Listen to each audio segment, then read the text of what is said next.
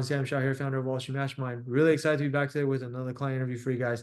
Today, I'm excited to have Cesar on with us. And Cesar is one of our students that we've been working with for quite a long time, actually. Do you remember when you joined? It's been I don't even know. I think it was probably like uh, either very late 2021 or very early 2022.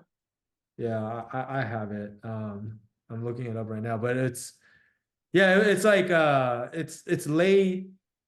Oh, actually, where to go? Anyway, it's been a long time. Oh yeah, you joined in like mid 2022. Okay, I just found it. So it's been like almost 2 years. So anyway, we've been working Yeah. with Caesar for almost 2 years, and he's finally finished with his junior summer internship recruiting process recently, and was able to get a really amazing offer. Had to overcome a lot of stuff along the way, just given his original profile and where he was coming from, which I'll let him tell you about himself.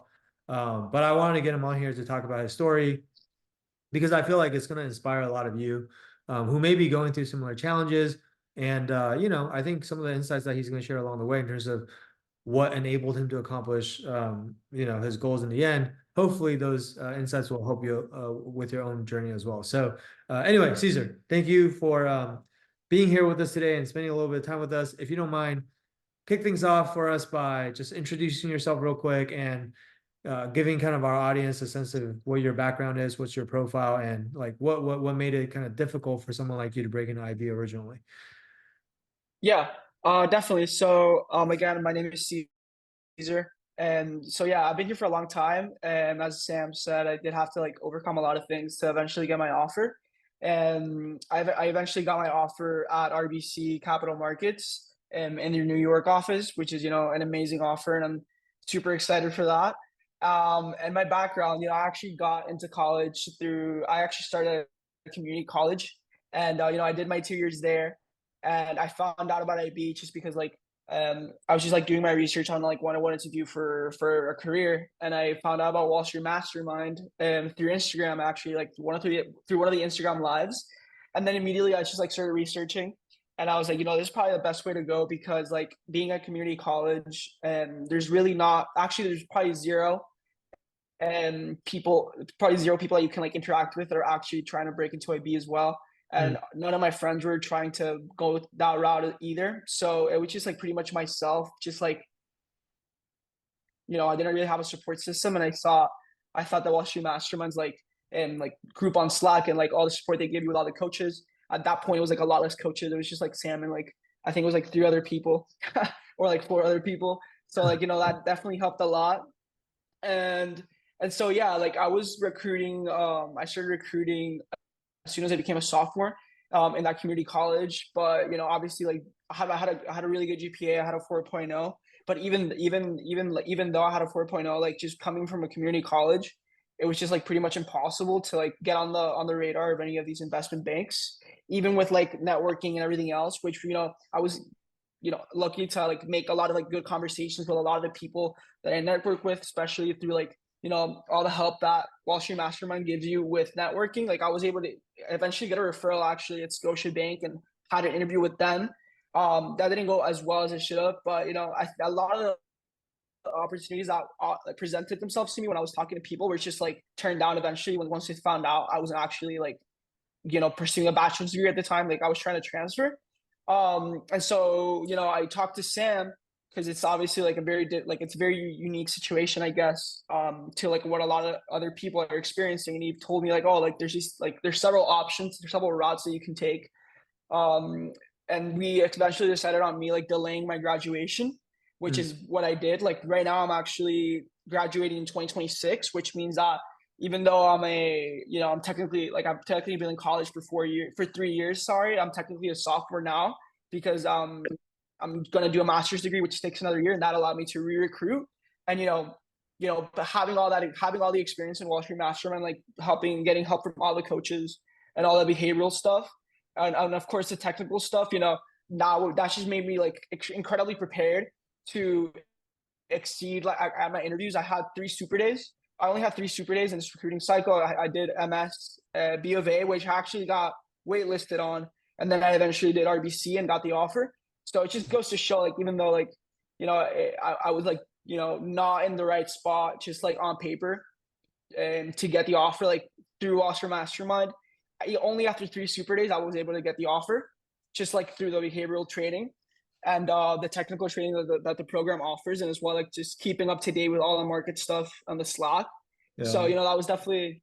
So I was definitely able to like. I guess it all comes down to Wall Street Mastermind. So I guess that really made the entire difference. Well, I won't, I'm not gonna say all came down to Wall Street Master. Obviously, you had to work really, really hard, and you had to go out and earn every single opportunity that you got, right? And so I think you definitely deserve most of the credit there. And we helped you a little bit along the way, obviously. But um, what did it feel like when you finally got that offer? Because obviously, I'm sure to go through the first Super Day, it sounds like you didn't get the offer. Second Super Day, got waitlisted. I'm sure that was like, disappointing, right? And then the third Super Day, Yeah. finally get the offer. What did that feel like the moment when you found out? Well, it feels insane. It's like super surreal. Like I remember, I think it was literally 5 minutes before I was coming to the RBC Super Day. I got a call from B of A, and they were like, "Hey, like we really like talking to you, but we're gonna waitlist you for now." And that was literally 5 minutes before I went to the Super Day at RBC. So it was like, wow, this is kind of a crazy call to be getting 5 minutes before a Super Day.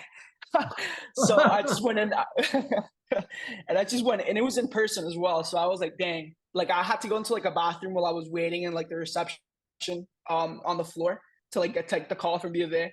So I went into RBC like I guess feeling I don't know, I don't know, that call made me kind of like desensitized, and I just came in like not really that nervous.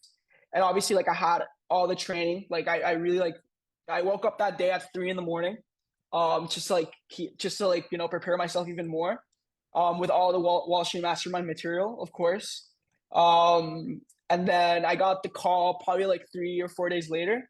I was actually just like walking in the park, and I got the call like, and my friends were with me.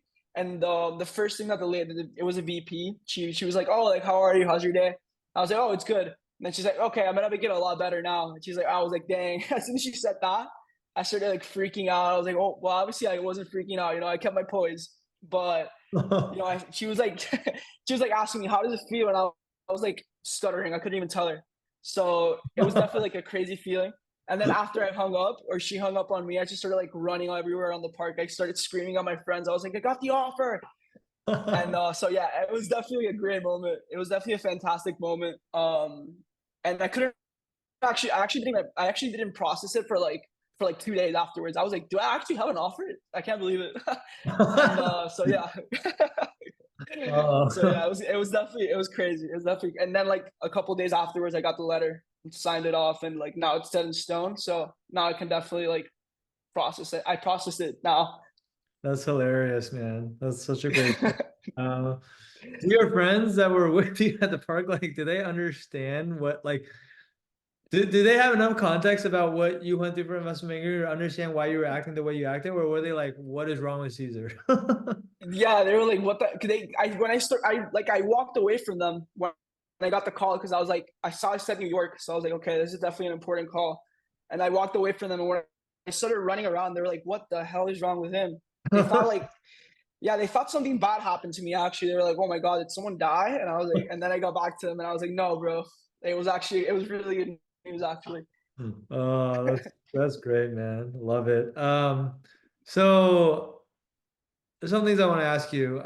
Obviously, you joined Wall Street Mastermind when you were still at the community college, right? Yes. And so prior to joining Wall Street Mastermind, had you done anything yet when it comes to like investment banking recruiting prep, or was that kind of like your first time kind of really truly starting to think about prepping for recruiting after you joined our program, or where were you at in the process at the time? Yeah. Well, I actually had done a little bit of networking just through like people that I knew. I had this friend who actually just left banking, and he was an analyst at BNP Paribas, and he told me about IB, and that was honestly the extent of it. Like I started to do research on my own, but like again, being a community college that literally has like no exposure to anything finance or anything else, like it was just like super hard to get into it. And then like just like the bottom line is like through Lustre Mastermind is when I really like started to recruit, because just before then, there's really like no one to tell you like, oh, like you have to, reach out to people on LinkedIn and then, I mean, sorry, reach out to people on through email and get on a call. And like you have to get an internship and you have to do all these things. So you make yourself a good candidate. I just had no clue. So yeah, I hadn't really done nothing before that except just like high level stuff. Okay, gotcha. So you hadn't really done anything, maybe had one or two conversations, and then obviously you found us through one of the Instagram lives that we did. But like, what made you want to join Wall Street Mastermind after discovering us? Like, because I feel like there's so many things you could have done, or so many resources out there that you could have chosen to go with. But what made you decide to go with this specifically, I guess? Yeah. Yeah, for sure. So obviously, like after I got off the call, well, I was actually asking a lot of questions on the live. You obviously probably don't remember, but I was asking a lot of questions and you were being very helpful. So I was like, and I saw that it was very small at the time, and I was like, this is kind of crazy. Like a service like this that definitely seems legit, and it's like giving out all this free information, and it's so small. It was like I obviously had to research and like I read a bunch of the reviews and like obviously like there were some reviews like back in the day that were like low key like talking smack, but there were also like some reviews about people like actually being positive. So I was like, like I'm just gonna book an interview and like talk to someone on the team and see how it is. And then I ended up talking to Joseph, and then he really convinced Joseph Meacham. He was the one that onboarded me, or I guess it wasn't onboarding. He just kind of interviewed me for it. Yeah. Um, yeah, and at that point, actually, I actually like, had gotten an internship in corporate banking for that summer, and I told that to him, and he like just got me really excited on the program. And I just thought it would be a really good investment. I just kind of like, I just had a feeling that this was definitely like something that was going to get me a very big head like advantage. Just through my background. I literally didn't even have like a little bit of an advantage at all. I was like calling me an underdog would literally be an understatement. um, did you then have to like what happened then? Like you had to go and you decide you want to join this program, you had to go and talk to your parents about it and convince them to let you join this program? Yeah. Or like was that a difficult conversation or how did that all go down? Yeah, well, I actually, I did talk to my parents about it, but I actually paid for the program out of my own pocket, because I actually have some scholarships that I received in Florida. There's this thing called Bright Futures, which covers a lot of your school. And Hmm, they do like a calculation and whatever, and so like they pay for your classes and they give you like a lot on top extra for you to hmm, like just live in college and like buy food and everything else. Luckily, my parents pay for my housing, so I was able to use that scholarship money and put it towards Wall Street Mastermind. So they were got just like, okay, if you want to do it, and my parents are like I'm an immigrant, so are my parents, so like they have no idea what's going on. I just told them about it and told them that it would be a very good investment for myself, and they were like, if you think so, then go ahead and do it. So it. That's great, man. Sounds like they really trust your judgment because I want to say like not all parents are like that. Like sometimes we have students that really want to do it, and even if they were going to spend their own money, then it's not their parents' money, and then their parents will like trying to stop them or talk them out of doing it yeah, because their parents don't understand like what investment banking is and why is recruiting for us so hard? Why do you actually need help to get this job? Like I never had help in getting my own job. They'll say stuff like that. And it's just like apples and yeah, oranges, right? And then some parents also see like you mentioned this earlier, like, you said there are some reviews back in the day that where people are talking smack, is kind of what you called it. But like sometimes parents see those and then they get, spooked or whatever. And I yeah, guess I want to ask you too, is like for someone like you, even though you're, scholarship money, but like to invest into this program, I'm sure it was like a very significant investment for you, right? And I feel like a lot of students in your situation, if they see kind of the people that are talking smack about the program or whatever, that might just like kind of scare them away, right? Why is it that even though when you saw those things, it didn't really scare you away, or you still decided to kind of like move forward and keep exploring, or like still get on a call, still talk to Joseph? Like, what was your mentality? Like, yeah. Yeah, well, I guess if you take a look at it from the point of view like you're spending this money now, but like I don't know if I can say how much I'm gonna be making in the internship. Like that summer, like the next summer, like I'll literally pay off what I what I spent in the internship like 5 times over. I mean, sorry, what I spent on the program like 5 times over.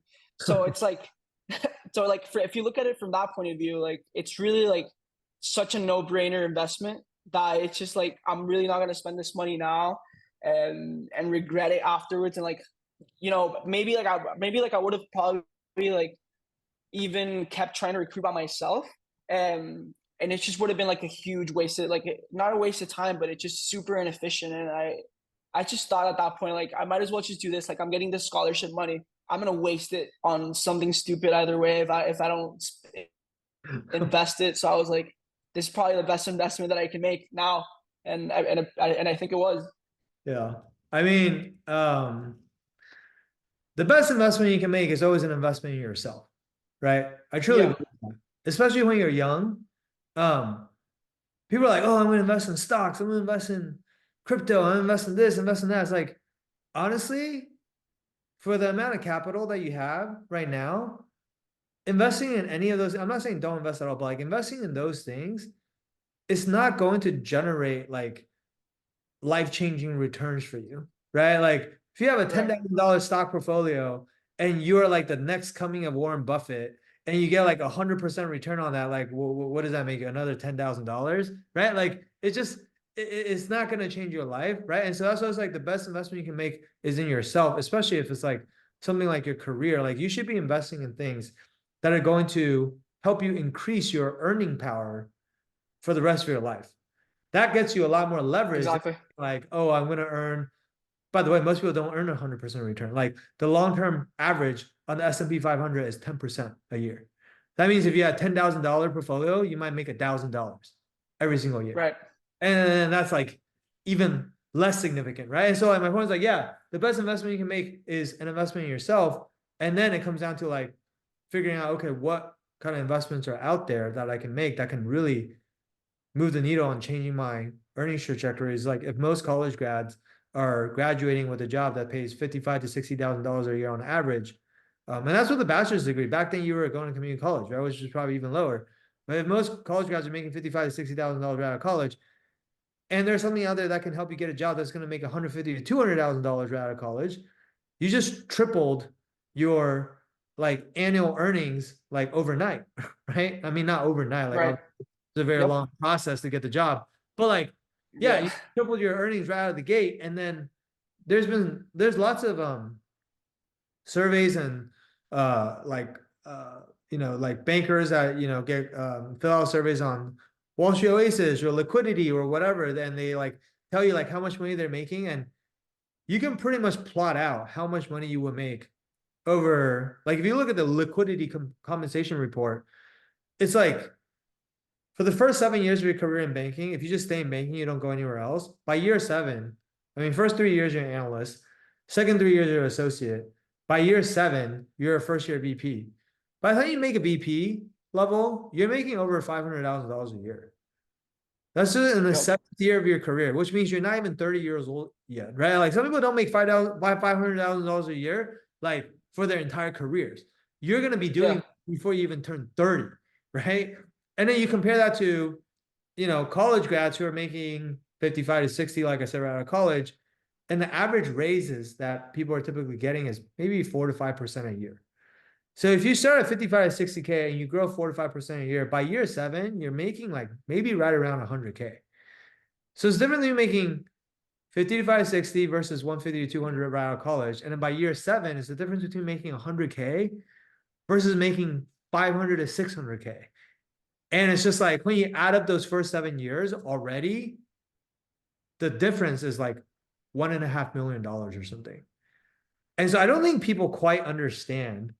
And it's like when I say the best investment you can make is an investment in yourself, like literally, I will challenge anyone to go find a better investment that will give you those types of returns. Like you don't have to invest in like Pepe coin and like some shit coin in crypto land and invest at the bottom and sell at the top and you might get something like that. But it's just like that's just crazy, right? So I think like the way you thought about it is like really, really smart, which is like you kept calling it an investment. You're like, you viewed it as an investment. Whereas like a lot of people that were talking smack about the program in the early days is like, they're just like, oh, this is so stupid. It's like you can just find everything on Google, And so like Yeah. this is a scam because all the information is already on Google.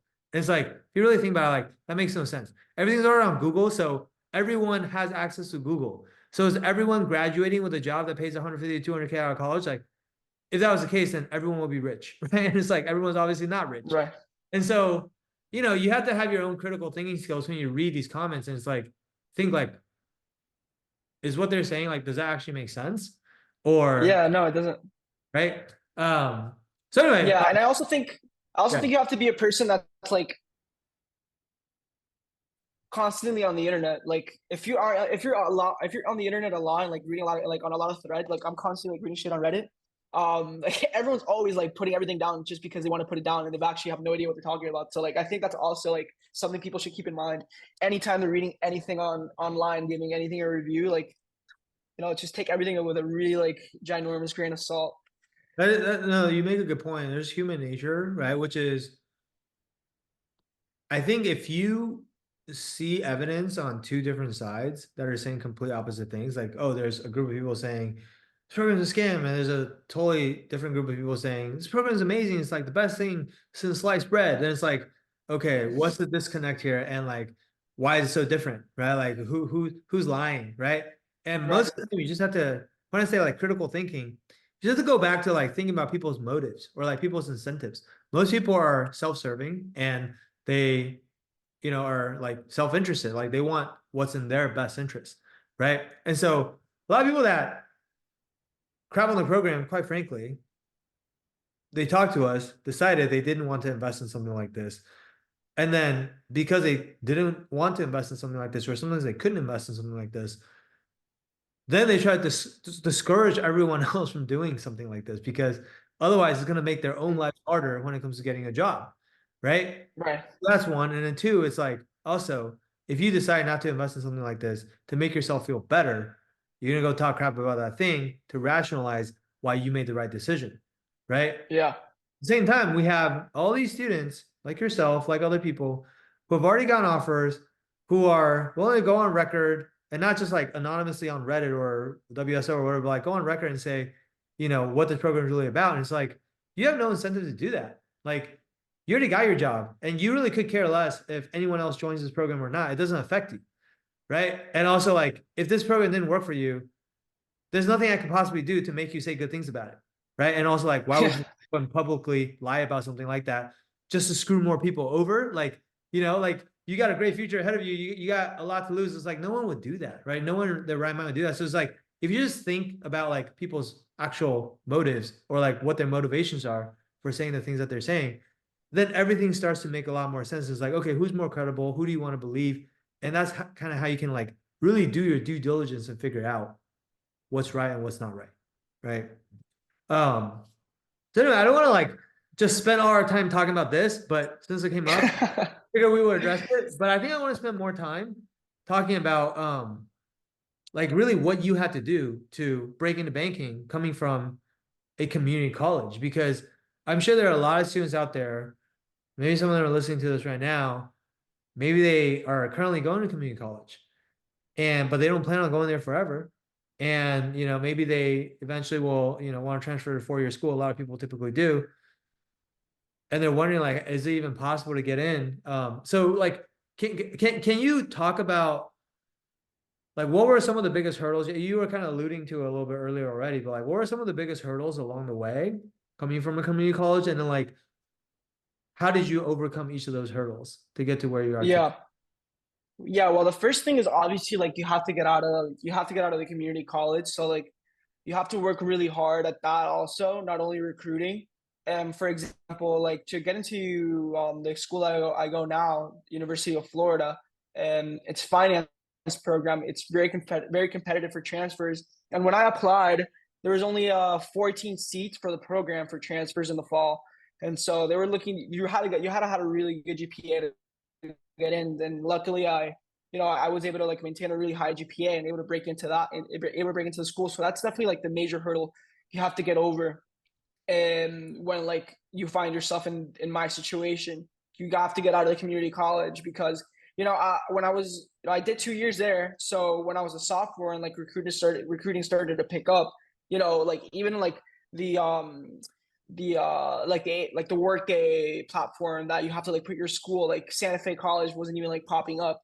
So like that's already like a huge like a major red flag for the recruiters or like whatever like screener they use to like um push resumes up to the top or whatever. You're So saying that was definitely like a huge thing. your school wasn't even like a selection option on the drop down menu of No, the applications. So like you yeah. so So like you couldn't even apply, is what you're saying. yeah, like I would have to scroll all the way down and put other, and then literally just write out the name of the school. So so yeah, so that was a huge like thing to get over. So yeah, that was definitely the biggest thing. And also like you have no alumni base to like reach out to when you're in a community college. So like recruiting at that point, it's just like a lot harder because you're reaching out to all these bankers and you can't even put like a reputable name on your email to be like, hey, I'm a student from whatever school, and that they'll recognize and be like, okay, I'll talk to him. And like even worse, you have no alumni. So if you go and check for alumni that are doing IB out of a community college, you will probably find, I would say like if you're lucky, maybe two people, maybe. Yeah. I think I never actually found anyone that was doing IB that went to that community college. So like at that the networking level, it's like incredibly difficult just because you have to be put like you have to get around it by saying like, oh, like college student, like have to be very big. So like you have to like increase your networking efforts by a lot. And so that was definitely one of the big hurdles.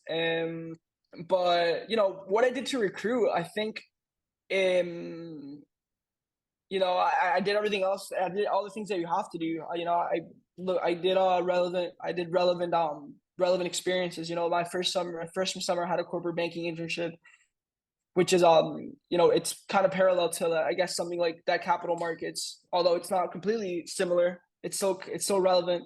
I Yeah. also did a search fund internship, and I also did a search fund internship during the semester, which was incredibly helpful. Like through all my super days, that was one of the things that they asked me a lot about, and a lot of my behaviorals, revolved around stories that I was able to tell during the time that I worked at that search fund.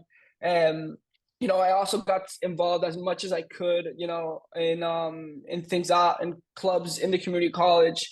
But as soon as I got out, as I was able to transfer, and now coming in as a junior to UF, it's like, okay, I already missed all the opportunities I had because now I'm a junior. So, I had to talk with Sam, and, I had to extend my graduation by one more year. Well, you don't really have to do a year. You can also do a semester. That works as well.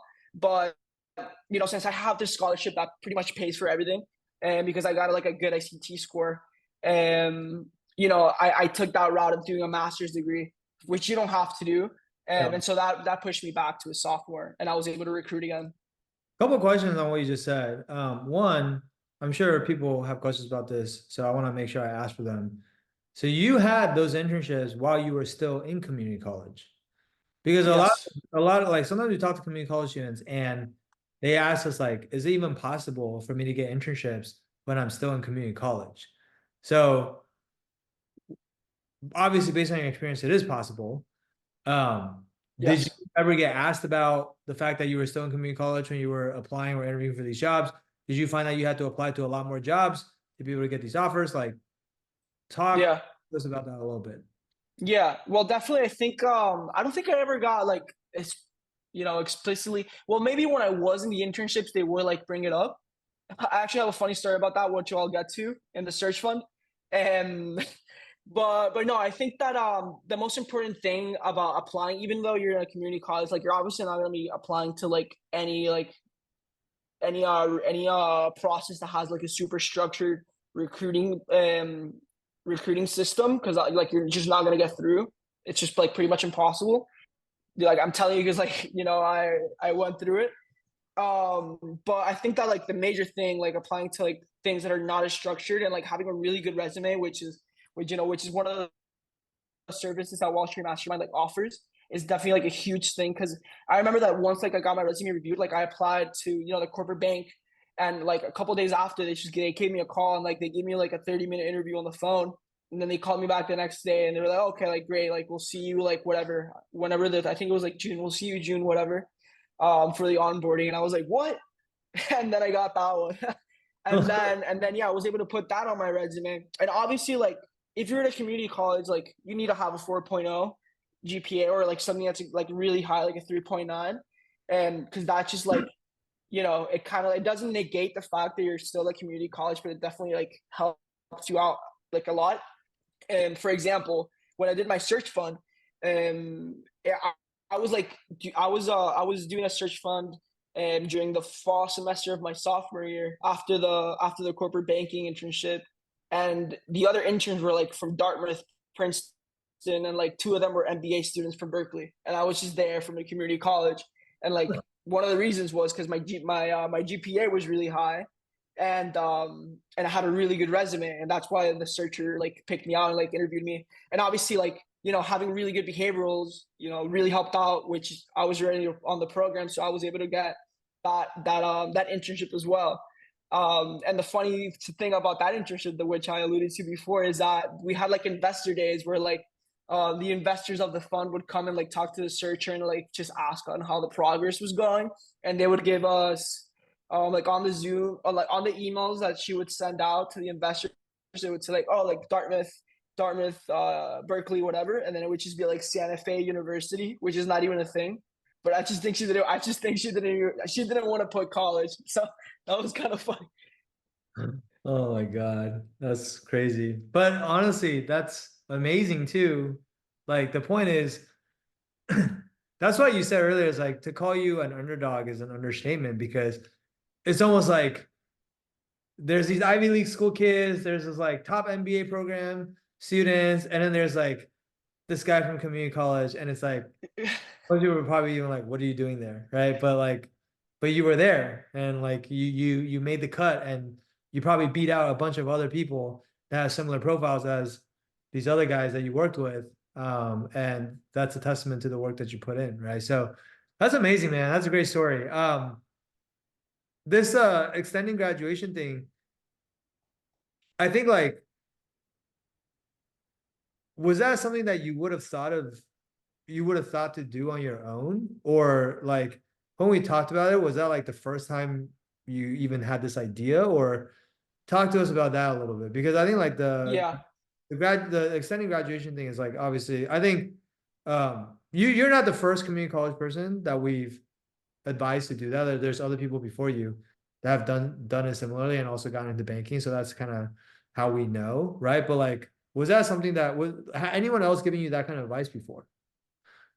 yeah, I don't think so. I mean, maybe I would have. Maybe I think I maybe looked it up or something, but I didn't. I obviously had like no idea, and like if I was already on the program, like I was gonna rely on you guys to like coach me and to like help me get through that decision. And so I literally had a we spoke during that time, and you advised me to do these things, and as soon as I got into UF, like I started to look into all the different things that I could do, and like from the conversation I had with you, I decided to do that master's program because it just made the most sense for me. Like I was going to be able to recruit again, and I was able to get away with I'm going to be able to graduate with a master's degree and not just a bachelor's, and Yeah. like having like a whole like you have like almost like half a year doing nothing if you do like just one semester. So Yeah. that's kind of why I went through that with that option. I think also it's like this is where experience really matters, right? Because like I said earlier, it's like the reason why we know about doing things this way is because we've worked with almost 1,300 students at this point. And so we've seen all types of candidates with all kinds of backgrounds, like target schools, non-target schools, community college, good GPA, bad GPA, lots of experience, no experience, right? Like, diversity, non-diversity, international, non-international, like you name it. It's like everybody comes in all different shapes and sizes, and there's no one size fits all strategy or solution for how to Yeah. get people to make an offer. Like the feedback really has to be personalized, but also it's like if you're looking for feedback from someone who hasn't seen all these different scenarios, they may not be able to give you like that one piece of advice that ends up changing the entire game. right? Like if you had just transferred to a 4-year school and then you didn't delay graduation and you just like finished out in 4 years, 2 years of the community college, 2 years at the at UF, then you basically went to UF as a junior, and then like by then, like most of the summer internships are done, Yeah. which would have been Yeah. like, You're pretty much. yeah, it would have been way harder, right? And Yeah. so I think like that's that's really like the value of not just having any mentor, but having mentors that like are really experienced at doing this and really know what they're talking about, right? And I think like also even when you decide to delay graduation, it's like there's multiple ways to do it. Like you said, like you could get a master's, you could delay by a semester. You could also like maybe not delay at all and just graduate, and maybe like you end up at a smaller bank. Maybe you start at a regional bank and then try to lateral up. And so like there's not even just like one path to, getting to whatever Yeah. your goal is, and they all have different pros and cons. But like being able to think through what those pros and cons are with someone who's experienced and can talk you through it so that you can make the best decision for you. Because it's not like the same, it's not always the same decision that's the best decision for every single candidate. Right. For you, getting the master's made a lot of sense. For another community college student that's transferring, like maybe it doesn't make as much sense. Right. And so like I think like that's why like I kind of laugh when people, like people like for example, we talk about the people that are low key hating on Wall Street Matchman or whatever, talking smack. We're like, oh yeah, we can just find everything, all the information on Google. It's like, no, you can't. Like, this is the kind of stuff that you wouldn't find on Google. And also, like, you would have to know what to ask to even potentially find the right answer. But if it wasn't even an idea in your head in the first place, you're not going to ask the question, right? Yeah. So whatever you find on Google, it's not going to be personalized to Yeah. your situation, Yeah, right? 100%. And it's not even only that. It's like nowadays, like investment banking recruiting is like it's like getting more convoluted all the time. Like it's so hard. Like even it took me a while to like wrap my head around the timeline. Like I was like, what? This isn't making any sense. And then that just having like a lot of feedback for everyone in the program, like you actually start to understand how the timeline works and how important it is to like be on time.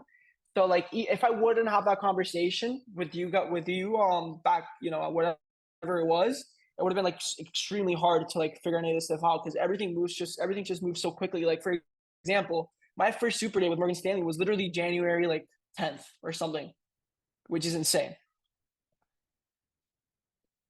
That is crazy. I mean, I just remember the conversation that we had that was most memorable for me was when you were still applying to transfer to UF and you hadn't heard back yet, or like the admissions decision hadn't come out yet.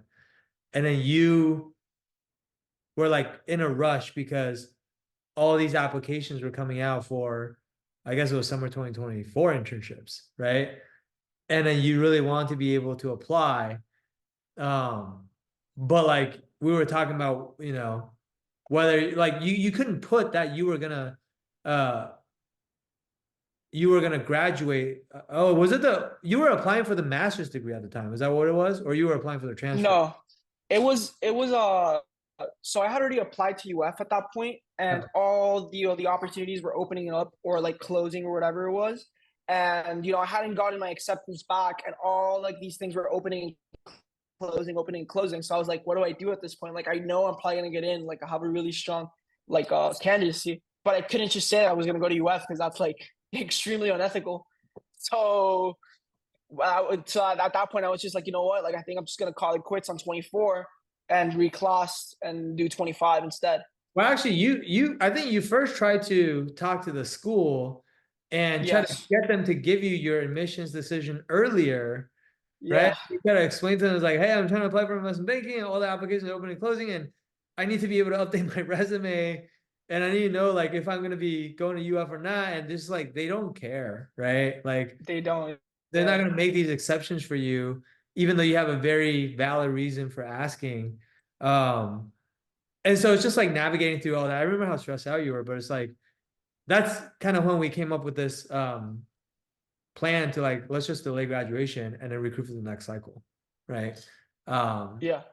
and I'm glad it all worked out. So, uh, what one or two more last questions for you, and I know we got to go, but what would you say kind of like made the biggest difference for you out of like all the things that you did in Wall Street Mastermind? Like when you think back to like all the things that you did with us, was there like one or two things that you learned or did with us that was like, oh yeah, I certainly would not have been able to do that on my own? Like, is there Yeah, anything?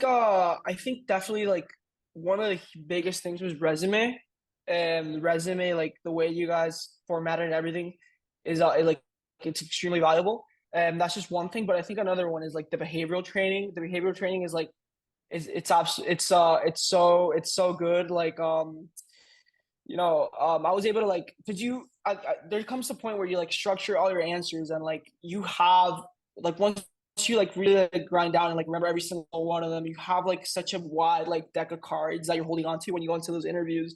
And like, it's really hard. Like it became really hard for them to ask me a question that I just didn't have a behavioral answer to.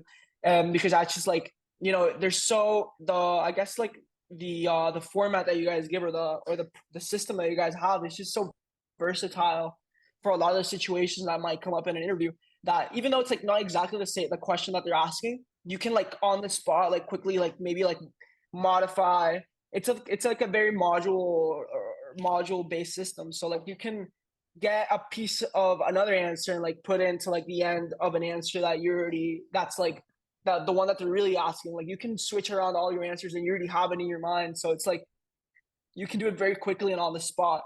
Um, and so yeah, I think the behavioral training is just like, it just makes you so incredibly prepared for any situation. Like a lot of the feedback that I got was just through like talking to people. Um, Actually, in my RBC interview, when they were asking me like on one of the rooms, it was just like purely market based questions, and I was like talking about like the commercial debt like problem, like and like the New York Community Bank failing, whatever. I was just like going into this, and like the guy that was interviewing me, he was like this VP. He was like, "You really sound like an expert on this topic," and I was like, "You think so?" I was like surprised. I was like, "Really?" I was like, dang, okay, thanks, and I just kept going. And so yeah, like that format and like the way you can just kind of like mix in all the answers, it's just like, extremely valuable. And I think like the technicals, obviously, like it's just so easy to grasp. Like there's this one module you guys did with Daniel, the enterprise value, equity value module. It's just so intuitive that honestly, like even if you're like a 10-year-old and you watch it 3 times, you'll understand what it is. And like if you use that system, there's like really, it's like I don't know, it's just so comprehensive, and like you understand everything so much quicker and faster. I think it's just the efficiency, and I think it's just all comes down to efficiency. Yeah. That last thing you said, that really resonates with me. By the way, that story with the RBC VP is hilarious. But Yeah, he caught me so off guard. I was like, really? he probably thought that was a funny reaction too. He's like, yeah. Uh, but no, on the technical interview piece, is like we always tell all of our students too, is like, hey, you got to get to the point where you can explain these concepts in a way that's so easy to understand that even like a sixth grader will get it, right? Like even someone who's Yeah. no knowledge of finance will understand what you're saying. And obviously Daniel's a master at this, but like he's gotten to the point where he can explain these concepts in a way that is like really easy to understand. Honestly, I think he does it even better than I could, right? And so like, but that's like the level that we try to get everyone to, and so that's the way we teach you guys these concepts, right? Yeah. It's not like other most students it was like memorizing, answers to 400 terminal questions by brute force, and they're like hoping they get to ask the exact same. Yeah. That doesn't work, Oh, right? a quick like little fun fact. I actually never looked at the 400 question guide, so I never even opened one of those things up. So like, it just goes to show that all you really need is like all you really need is like what's in the technical mastery. Like I did like this thing called Ivy Vine to like practice, but Uh, like I never did like the 400 question guide or anything like that. Like when people would tell me, I'd be like, oh, I actually haven't done that. and they probably thought you're crazy because everyone's like, you got to read the 400. Yeah, Everyone reads the 400 yeah. questions. It's like sacrilege if you tell them you've never seen it. Last question for you, man, before we wrap up. And I go pick up my kids too, but now that you're on the other side, especially having gone through all the things you had to go through to get here, um, what's your best piece of advice for people who are like maybe still going through the process now or about to go through the process? Like, is there like one, or it doesn't have to be just one, but like, is there one thing that you learned along the way that kind of like, I don't know, flip the switch for you, or feel like just change the game basically, and something like that that you Yeah. can pass on to other people? Yeah. Well, I think it's gonna be like I think it's super cliche, but like I think if you like just stick to it and just like keep grinding at it, and obviously like don't drive yourself crazy. Like there were points where I was like, oh, like maybe I should like not target a BB and then and maybe just like target like a very small boutique to like make my chances better. But then I got over that and like I started like recruiting again for BBs, and I think if you just like really stick to it, like for example, like I was recruiting for 2 years and like I had to like do all these things to like eventually break in. But if you like if you just keep like grinding and like doing what you need to do, it's eventually gonna click. Like there's gonna be a moment where like nothing's happening, and then there's just gonna be like this huge wave of momentum. And if you ride that wave of momentum, like you're eventually gonna get an offer. Like I had those like 3 super days that really weren't like too far spaced apart, and like you're like, and on the third one, like I thought I did a really good job on the first two. Like even if you think you did a really good job, like there was probably like something you said that was off or whatever. Someone was more competitive than you, but eventually, like it's gonna work out. Like there's definitely enough jobs out there for everybody else, and like for everyone out there. So like if you just keep like working on it and like catch that wave when you eventually like when it eventually comes for you, you're gonna get an offer. Like I was at it for 2 years, so like definitely don't be discouraged if it's taking a long time. Yep. You can totally tell you go to college in Florida, using your cash to wave analogy. Yeah. But no, I mean, I think I really good. I think the biggest thing out of what you said there that I really want to emphasize is like sometimes people just sell themselves short. Like, Yeah. the doubt creeps into your head when things don't work out right away, or when you start to get some rejections.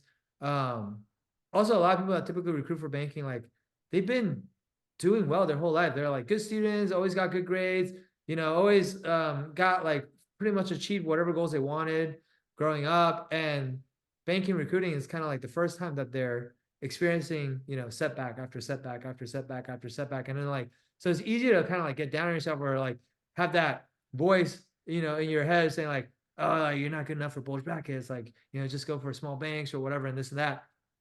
Um, but if you do that, like you'll never know what could have been, right? Yeah. Like, and you might sell yourself short. Versus, I would much rather go for the best thing that I could go for and give it everything I got. And if it works out, great. If it doesn't work out, at least I know I tried for it and I did everything I could and it just didn't work out. And then I'll go for like, maybe whatever the next tier is. And then you can like move downstream gradually over time. But Hmm. just don't do it prematurely. And I see a lot of people like do that prematurely. And even like people in the program that will come talk to us like, oh my God, Sam, like I think like all the banks have done recruiting. I'm like, what are you talking about? Like all the banks are not done recruiting. Yeah. Like it's still like relatively early, like, but they're seeing all these people around them get offers, all their and then like Hmm. it's distorting their view. They're like, well, all my friends Yeah. got already, so like I think I'm too late and this and that's like, no, you're not. Like, and this is where you need to talk to someone who's experienced. Like we've been helping people recruit for the last 6 cycles, and so we know roughly where we are right now in the cycle. Like we actually have like historical context, whereas like most students when Yeah. they're recruiting, they're just doing it for the first time. And it's almost like they have blinders on, right? Yeah, I also like a huge thing on that point. Like LinkedIn is like your. I think LinkedIn is your worst enemy if you're like having that like doubt. Like for example, like I met this one girl that I know that also got into RBC that I met like at the Super Day. She posted her offer. She posted that she got an offer like 2 days ago, and like offer letters came out like probably like a week ago. So it's just like incredibly misleading. If you're basing like all your decisions off like what people are posting on LinkedIn, you're gonna drive yourself insane, and like you're gonna sell yourself short. Yeah, and also, by the way, like people only post the good shit on social media. Like Exactly. nobody was like, oh, I just want to say I just got rejected by Jeffries. Like nobody does that. It's like Instagram. Like people only put like their Yeah. best stuff. Like everyone's life is amazing, right? Like nothing bad ever happens. Like so you just gotta take all that with a grain of salt, right? To help yourself stay sane. But regardless, dude, this is an amazing interview. Like I've laughed multiple times. You have some great stories. You're a funny dude. Like but I want to thank you so much Thanks. for yeah, no, honestly, I want to thank you so much for just coming on and sharing your story and helping us inspire more people. For those of you who are kind of still with us and still listening, like if you find yourself in a similar situation, maybe you're coming from a background or a profile that's like you're totally an underdog. You're what probably most people would consider a long shot. Maybe you go to community college, maybe something else. Maybe a lot of people have told you that, hey, you should forget about it. Like it's impossible for people like you to get in, especially in like online forums and places like that. You hear that kind of like toxic comments all the time. Like I would encourage you to tune that out and instead reach out to our team. You can schedule a call. You can go to www.wallstreetmastermind.com. The street's abbreviated to says Wall ST mastermind.com/apply. And what we'll do is we'll get on a call with you. We'll learn more about your situation. We'll understand your background, understand what your goals are. What kind of banks would you like to get into? What do you feel like your biggest challenges are? And then based on that, we'll walk you through if it's possible or not. And if it's not, we'll tell you it's not. Like we're very honest about this kind of stuff. But if it is, we'll map out like kind of what the most viable path looks like for you. And then you can either, get our help implementing that or navigating through that. Or if you want to take what we tell you and go out and implement on your own, that's totally fine too. Right. And so that's what I would encourage you. Like it's going to be a really, really valuable call either way, regardless of whether, you end up working with us or not. All right. But with that said, Cesar, again, like I said, this was a super enjoyable interview for me. Really, really proud of you, man. Like you stuck with it for almost 2 full years, coming from where you came from, Santa Fe College, not even a drop down menu selection on the applications, and now working at RBC or will be working at RBC. I think, that's tremendous and, something that is well deserved. And I'm really happy for you. And yeah, man, I look forward to seeing what you accomplish during your summer internship and even beyond that too. Like full time, I'm sure you'll have a very long and successful career ahead of you. So yeah, man, proud of you. And if there's anything we can ever do for you or help you with as far as your career goes, like you know how to find us. Definitely. I'm looking forward to the next event in New York. Yeah, absolutely. I gotta get on planning that. I haven't. Someone else Yeah. asked me about that the other day, and it's like, "Where's the next event gonna be?" I was like, it's definitely gonna be in New York, but we haven't started planning it, so I don't know." When was it last time? When was the last time? Because I get back from study abroad in August. The last one was in New York, and we did it in August, so you probably like just Oh, missed it, oh. right? The one we did before that was in November, but we're gonna have to figure out when the next one is. This year I'm a bit busier because I'm actually gonna be moving to New York in probably What? yeah, I'm gonna be moving to New York probably in like No July. way. Yeah, so I'm busy with the move, which is why I like don't have time to think about planning a large scale event like that because like it's actually very time consuming. But yeah, we'll for sure do another one at some point, but I just don't know when yet. So Wow, that's great. I guess I'll see you in New York then. That's gonna be cool. yeah, man. Now that I'm gonna be out there, like it'll be easier to meet up with our clients and stuff, and especially when they're working in the city and stuff. So I think that'll be cool. Yeah. Are you Yeah. gonna live in the city or you're gonna I gotta find an live around? apartment, but for now, that's the plan. So we'll see where I end up. Yeah. Okay, great. That's awesome. Well, thanks, Sam. Yeah, for sure, man. It was great talking to you. And yeah, for everyone else, not to bore you with my personal life, but we're gonna wrap it up here, and we'll be back with more of these for you guys in the near future. And until next time, all right, cheers.